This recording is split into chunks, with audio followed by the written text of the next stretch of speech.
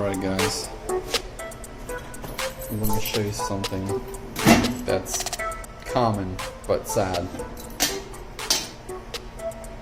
It's got a beautiful setup here. The wiring's done all nice. The wires are labeled.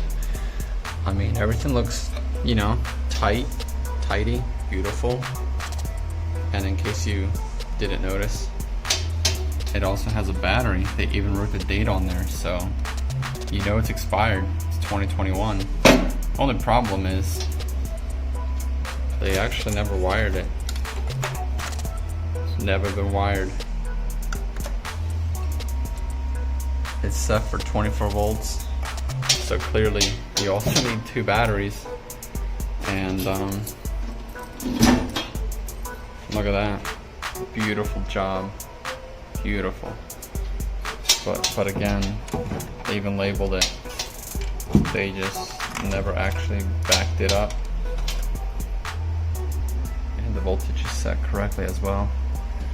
So that's something to keep in mind. I mean, people install and walk away, and then for 5 years they wonder why their doors lose power and they have issues. Yeah, let's check your work, guys.